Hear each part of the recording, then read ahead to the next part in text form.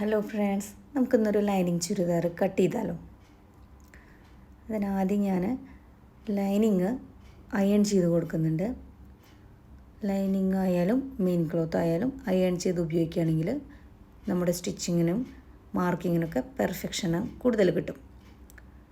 അതിനുശേഷം ഒരു 1/2 ഇഞ്ചിൽ നമ്മൾ ഒരു ലൈൻ മുകളിലേക്ക് കൊടുക്കാം. അത് തയ്യൽ തുമ്പായിട്ടാണ് കണക്കാക്കുന്നത്.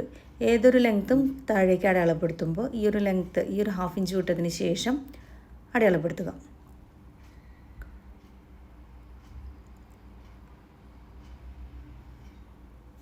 ഏഴ് ഇഞ്ചിലാണ് എനിക്കിവിടെ ഷോൾഡർ കിട്ടിയിട്ടുള്ളത്.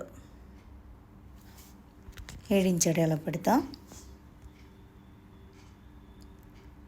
2 ഇഞ്ചാണ് കസ്റ്റമർ പ്രിഫർ ചെയ്തിട്ടുള്ള ഷോൾഡർ. അതിൽ 3/4 ഇഞ്ചും കൂടെ ആഡ് ചെയ്ത് തയ്യൽ തുമ്പ്, 3/4 ഇഞ്ച് എന്ന് പറയുന്നത് തയ്യൽ തുമ്പാണ്, അതും കൂടെ ആഡ് ചെയ്ത് 2.25 ഇഞ്ചിൽ ഞാൻ ഷോൾഡർ മാർക്ക് ചെയ്തു. ബാക്കി കിട്ടുന്നതാണ് നമ്മുടെ നെക്കിൻ്റെ വിഡ്ത്ത്. അതിൽ 6 ഇഞ്ചിൽ നെക്ക് വിഡ്ത്ത് അടയാളപ്പെടുത്തും. ലെങ്ത്തായിട്ട് ക്യാൻവാസിൽ ചെയ്യുന്ന കാരണം കറക്റ്റായി 6 ഇഞ്ച് തന്നെ അടയാളപ്പെടുത്തിയിട്ടുണ്ട്.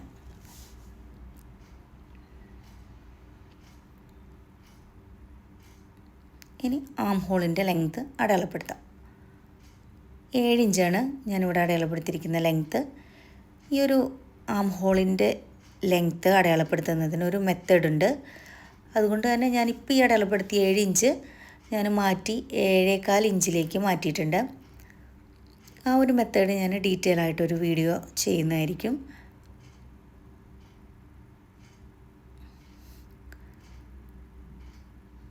ചെസ്റ്റ് 9.5 ഇഞ്ചിലാണ് കൊടുത്തിട്ടുള്ളത്. കസ്റ്റമർക്ക് 2 ഇഞ്ച് സീം അലവൻസ് കൊടുക്കണമെന്ന് പറഞ്ഞതുകൊണ്ട് 2 ഇഞ്ച് കൊടുത്തിട്ടുണ്ട്. നോർമലി ഒരു ചുരിദാറിൽ 1.5 ഇഞ്ച് സീം അലവൻസ് കൊടുത്താൽ മതിയാകും.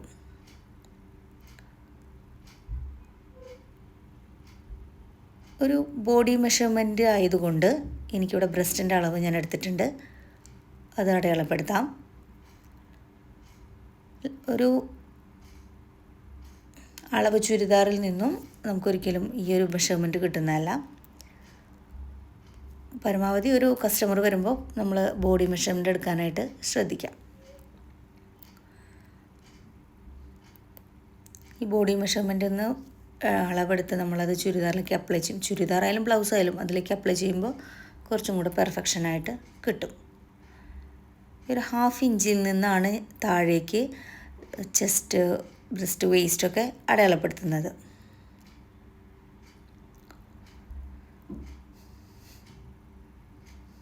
എത്രയാണോ മാർക്ക് ചെയ്യേണ്ടത് അതൊന്ന് കൃത്യമായി മാർക്ക് ചെയ്യാം. എനിക്ക് 9 ഇഞ്ചാണ് വേസ്റ്റ് അളവ് വന്നിരിക്കുന്നത്.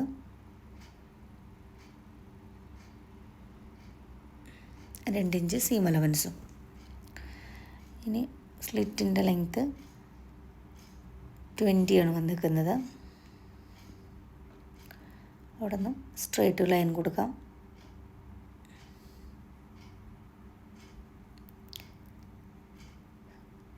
സ്ലിറ്റ് 10.5 ഇഞ്ചാണ് കൊടുത്തിരിക്കുന്നത്.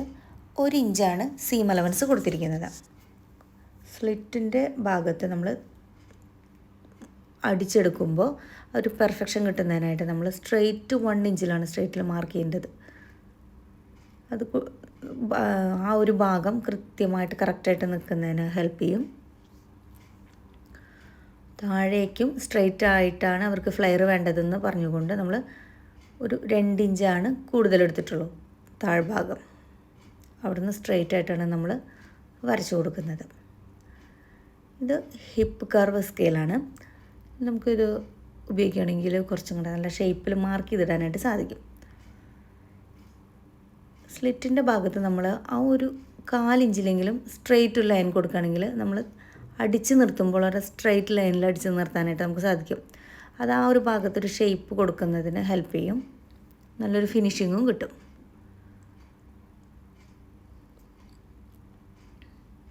താഴേക്ക് സ്ട്രെയിറ്റ് ആയിട്ട് വരച്ചു കൊടുക്കാം.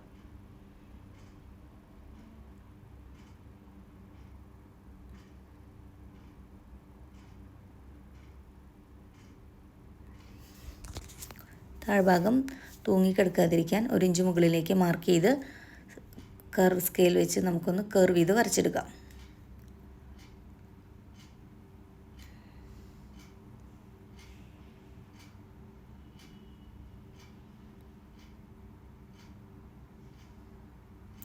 വീഡിയോസ് ഇഷ്ടപ്പെടുകയാണെങ്കിൽ നിങ്ങളൊന്ന് സബ്സ്ക്രൈബ് ചെയ്യണേ, സപ്പോർട്ട് ചെയ്യണേ.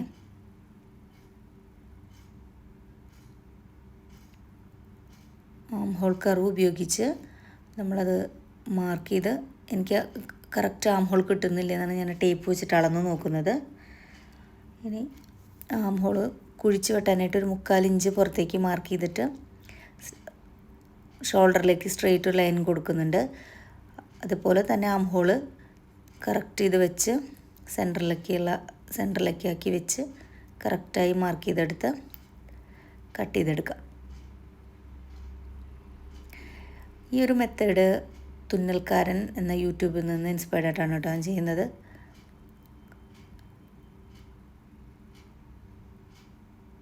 ഒരു 1/4 ഇഞ്ചിൽ നമുക്കൊരു ഷോൾഡർ സ്ലോപ്പും കൊടുക്കാം. കറക്റ്റ് നമുക്കത് കട്ട് ചെയ്തെടുക്കാം.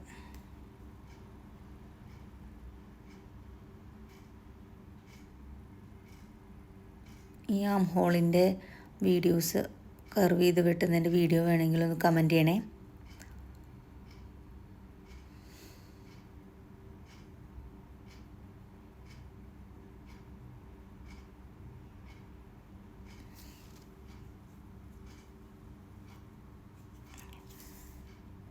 ബാക്കിയുള്ള തുണി നമുക്ക് മാറ്റി വയ്ക്കാം.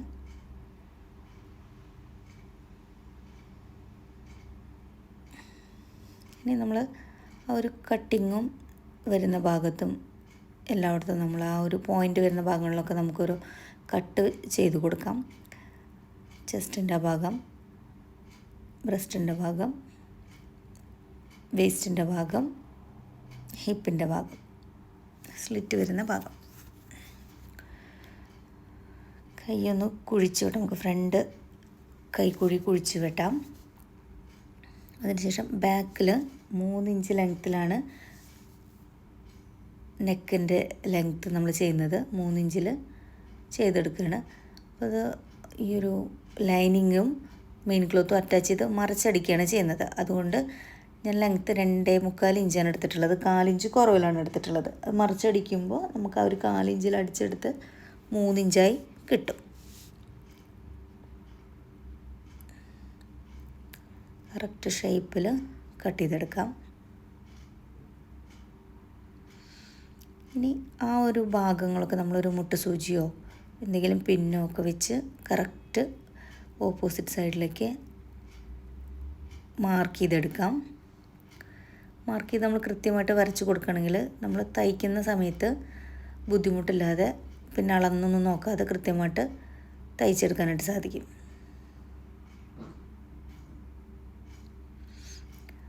ഒരു ഹിപ്പിൻ്റെ ഭാഗം വരുമ്പോൾ നമ്മൾ ജസ്റ്റ് ഒരു സ്കെയിൽ വെച്ചിട്ട് കറക്റ്റ് ഇത് സ്ട്രെയിറ്റ് ലൈൻ കൊടുക്കണം. ഇനി നമുക്ക് മെയിൻ ക്ലോത്തിൽ തുണി വെച്ച് കട്ട് ചെയ്തെടുക്കാം. മെയിൻ ക്ലോത്തിൽ നമ്മൾ തുണി കട്ട് ചെയ്തെടുക്കുമ്പോൾ ക്ലോത്ത് ചീത്ത വശത്തിട്ടിട്ട് വെട്ടിയെടുക്കുക. അതുപോലെ തന്നെ ക്ലോത്തിൻ്റെ ഡിസൈൻസ് നോക്കിയിട്ട് വേണം വെട്ടിയെടുക്കാനായിട്ട്. സ്ട്രെയിറ്റ് പോകുന്ന ഡിസൈൻസ് ആണെങ്കിൽ ആ രീതിയിൽ തുണീനിട്ടിട്ട് വേണം നമ്മൾ വെട്ടിയെടുക്കാനായിട്ട്.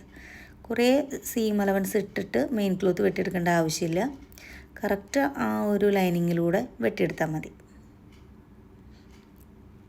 ഇനി നമുക്ക് സ്ലീവ്സ് ഒന്ന് വെട്ടിയെടുക്കാം. ഇതെല്ലാവർക്കും അറിയുന്നതാണ്, എന്നാലും ഞാൻ ജസ്റ്റ് ഒന്ന് വീഡിയോയിലൊന്ന് ആഡ് ചെയ്തു മാത്രം. ഇനി ഞാൻ ക്യാൻവാസിലാണ് അയൺ ചെയ്ത് വെച്ചിരിക്കുന്നത് കഴുത്ത്. അതും കൂടെ ഒന്ന് കാണിക്കാം. വീഡിയോ ഇഷ്ടപ്പെട്ടാൽ ലൈക്ക് ചെയ്യണേ. Thank you.